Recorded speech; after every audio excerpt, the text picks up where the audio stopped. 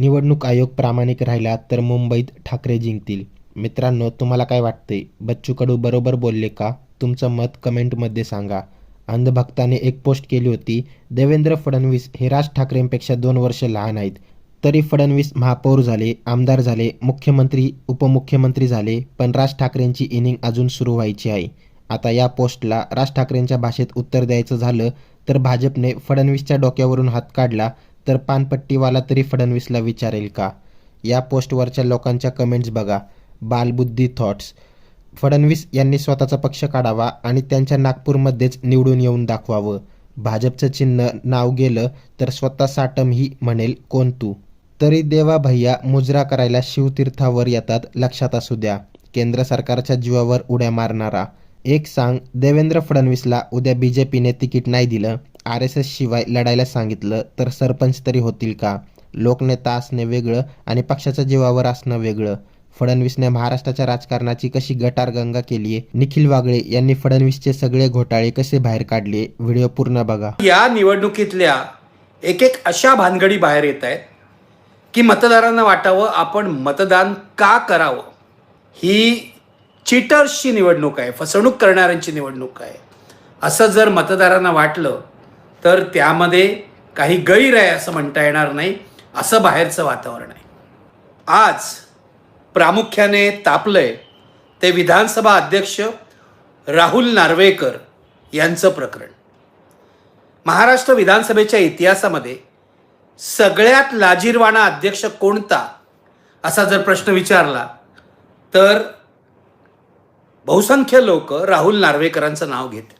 म्हणजे विधानसभा अध्यक्ष, नगरपालिका, नगरपंचायत, महापालिका, जिल्हा परिषद या निवडणुकीत उतरत नाहीत. पण हे राहुल नार्वेकर वेगळे आहेत. त्यांना आपण विधानसभा अध्यक्ष म्हणजे नेमकं काय आहोत हेच कदाचित कळलेलं नाही. ते अजून भाजपचे कार्यकर्ते किंवा मुख्यमंत्र्यांचे चमचे असल्यासारखेच वागतात. एक तर मुंबईच्या कुलाबा भागामध्ये 3 लगतच्या वॉर्ड्समध्ये त्यांनी आपल्या घरच्यांना तिकीटं दिलेली आहे आणि ह्या नातेवाईकांचा अर्ज भरायला राहुल नार्वेकर चक्क स्थानिक निवडणूक अधिकाऱ्यांच्या कार्यालयात गेले. विधानसभा अध्यक्षाने हे करावं का? स्पष्टपणे हे करू नये. बरं, अर्ज भरायला गेले तर गेले, पण त्यांनी निवडणूक अधिकाऱ्यांवर दबाव आणला, विरोधी उमेदवारांना धमकावलं, अशी गंभीर तक्रार त्यांच्या विरुद्ध करण्यात आलेली आहे, जी तक्रार निवडणूक अधिकाऱ्याकडे गेलेली आहे. काल उद्धव ठाकरेंनी त्यांना निलंबित करा अशी मागणी केली. ही अतिशय योग्यच मागणी आहे, लक्षात घ्या. मवाल्याचीच भाषा आहे. तुम्हाला बांबू मारतील का बांबू घालतील असे उद्गार त्यांनी ते व्हिडिओत काढलेले आहेत. नीट ऐका तुम्ही. हा महाराष्ट्राचा विधानसभा अध्यक्ष आहे.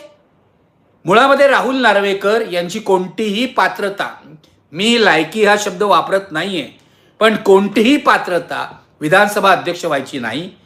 विधानसभा अध्यक्ष अशा प्रकारे आचारसंहिता जर तोडत असेल तर हकालपट्टीच झाली पाहिजे, यामध्ये काही प्रश्नच नाही. आता तरी महाराष्ट्रातल्या मतदारांना, ज्यांनी महायुतीला मतं दिली, त्यांना लाज वाटते की नाही हा माझा खरा प्रश्न आहे. निवडणुका जिंकण्यासाठी कोणत्या थराला जायचं याचा विचार देवेंद्र फडणवीस आणि त्यांच्या सगळ्या सहकाऱ्यांनी करायला हवा.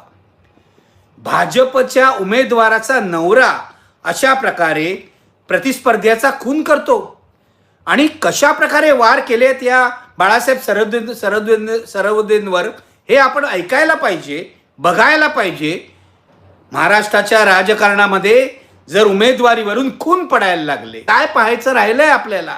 आणि एक लक्षात घ्या, मी मध्यमवर्गीयांना हे सांगतोय, विशेषतः जे अजूनही देवेंद्र फडणवीस यांच्या प्रेमात आहेत, त्यांना असं वाटतंय देवेंद्र फडणवीस हे महाराष्ट्राचे किंवा भाजपचे थोर नेते आहेत, त्यांच्यावर भ्रष्टाचाराचे आरोप नाही.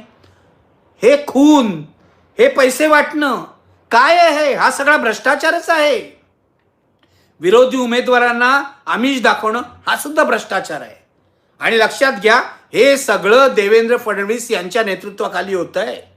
2019ला सत्ता न मिळाल्यामुळे देवेंद्र फडणवीस एवढे वेडेपिसे झाले की त्यांनी शिवसेना फोडली आणि महाराष्ट्रात एक वाईट परंपरा सुरू केली. याचे जनक कोण आहेत? देवेंद्र फडणवीस. कारण हे पक्षांतर देवेंद्र फडणवीस यांनी घडवून आणलं. मला महाराष्ट्रातल्या उच्चवर्णीय उच्चवर्गीय लोकांना याची जाणीव द्यायची आहे की देवेंद्र फडणवीस हे दिसायला गोरे गोमटे आहेत म्हणून त्यांचे हात स्वच्छ आहेत अशा भ्रमात राहू नका. महाराष्ट्राच्या राजकारणाची गटारगंगा त्यांनी केलेली आहे. गटारगंगाच त्यांनी केलेली आहे. ते मुंबईत उभं राहून उद्धव ठाकरेंवर भ्रष्टाचाराचे आरोप करतात. आता उद्धव ठाकरेंबरोबर सत्तेमध्ये सहभागी होते ना. भ्रष्टाचाराची 50% जबाबदारी तुमचीच आहे. शिवसेनेचा महापौर असेल तर उपमहापौर भाजपचाच होता ना. जे अमित शहा वर करतात दिल्लीमध्ये किंवा मोदी वर करतात तेच देवेंद्र फडणवीस यांनी मुंबईमध्ये केलेलं आहे किंवा महाराष्ट्रामध्ये केलेलं आहे.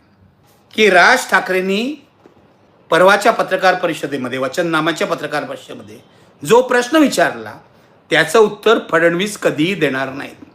बिनविरोध जे उमेदवार निवडून येत आहेत अशा बिनविरोध निवडणुकीला भारतीय जनता पक्षाने पश्चिम बंगालमध्ये आक्षेप घेतला होता. पश्चिम बंगालमध्ये आक्षेप घेतला आणि ते सुप्रीम कोर्टात गेले. तर महाराष्ट्रात का नाही हा साधा सरळ प्रश्न राज ठाकरेंनी विचारलाय. त्याचं उत्तर द्यायला देवेंद्र फडणवीसांनी आजवर तोंड उघडलेलं नाहीये. राज ठाकरेंच्या प्रश्नाचं उत्तर देवेंद्र फडणवीस निवडणुका संपेपर्यंत अजिबात देणार नाहीत. हे लक्षात ठेवा. अजिबात देणार नाहीत. बदमाश लोक आहेत सगळे. आणखीन एक मला तुम्हाला सांगायचं आहे.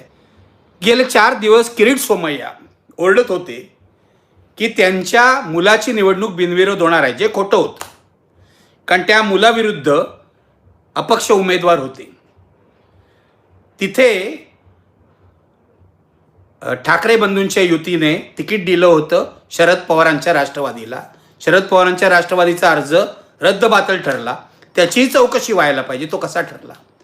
पण आता तिथे दिनेश जाधव नावाचे शिवसैनिक अपक्ष म्हणून उभे आहेत.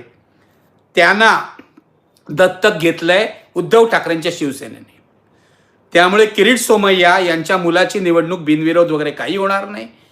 भलभलत्या गोष्टी कानावर येतात हे लक्षात घ्या. काल बच्चू कडूंनी जे विधान केलं की मुंबईत निपक्षपाती निवडणूक झाली तर ठाकरे बंधू जिंकतील अन्यथा नाही, हे विधान 100% सत्य आहे. त्याकडे गंभीरपणे पहा. आधीच निवडणूक आयोग हा राज्य सरकारचा गुलाम झालेला आहे. त्यामुळे तुम्ही हलगर्जीपणा करून चालणार नाही. जर मराठी माणसाच्या दृष्टीने ही निवडणूक महत्त्वाची असेल तर तुम्हालाही तेवढंच अलर्ट राहायला हवं, तेवढीच सावधगिरी बाळगायला हवी.